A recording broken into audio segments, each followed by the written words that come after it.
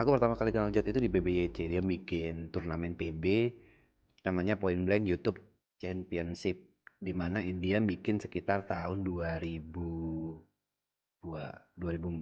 kalau nggak salah ya. Nah di 2016 itu pertama kali aku encounter sama Jot, aku datang ke rumah Jot tuh ngerasa kayak dia bocah aja, udah bocah yang menurutku pemikirannya waktu itu masih semaunya sendiri, minim empati. Minim empati dari mana? Aku disuruh ke sana tapi aku nggak dipikirin tidur di mana. Dan aku disuruh tidur di rumah kontrakannya dia dan sendirian. Aku nggak makan, nggak tahu makan apa, nggak tahu gimana. Udah ditinggal aja sama dia. Dan itu aku tidur di sofa. Memang bocah aja zaman dulu. Dan semenjak itu ya aku tahu Jot. Akhirnya harus encounter lagi di maraton. Jujur aku waktu masih berangkat ke maraton aku berpikir ya Jot bocah gitu aja, di otakku masih seperti itu ya, aku harus bisa sabar lah ngadepin Jot. Ternyata berubah 180 derajat. Wow, dewasa sekarang, dia dewasa. Dan hal yang paling aku kaget, dia bener-bener ikhlas. Baiknya itu baik ikhlas yang tanpa tujuan aja, emang pingin support, pingin, ya mungkin gara-gara berteman sama Arab juga ya. Kadang dia support itu udah nggak mikirin untung rugi, udah nggak mikirin kedepannya gimana, ya udah support aja.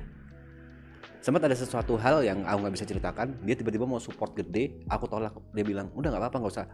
Jujur gue nggak pengen ngerendahin lu tapi ini gue bisa bantu segini. Enggak Jot, aku waktu itu cuma pengen cerita aja, bukan berarti aku cuma curhat aja. Dan akhirnya aku menolak bantuan dari dia. Tapi yang aku kaget ternyata dia sebaik itu. Jauh beda lah Jot yang dulu sama yang sekarang, itu jauh beda. Dan kerasa kan orang yang nolong dengan pamrih dan orang yang nolong itu ikhlas apa adanya. Jot itu ada di level yang apa adanya aja udah, terserah lu mau kayak gimana, gue nolong ya nolong. Itu jujur aku merinding sama Jot, kaget lebih tepatnya. Nggak expect orang yang dulu sebocah itu bisa berubah gitu. Bukan tanpa alasan sih, ya percaya sama Jot, betul. Dan soal keuangan dia tuh rigid banget, sampai nominal terkecil dia hitung. Dan memang hal yang aku sering pelajarin dari Jot zaman dulu nih, memang semuanya itu dibisnisin. Gimana caranya apapun itu dibisnisin, dan itu bukan hal yang buruk. Kayak waktu itu bikin PBYC itu full bisnis.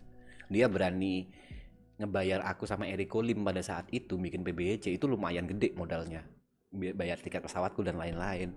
Tapi engagement yang dia dapat, terus hasil yang dia dapat juga gila. Ternyata dia memang pure bisnis aja. Stop kasih yang baik-baik mas, biar semesta yang tahu, kita nggak usah. Gini,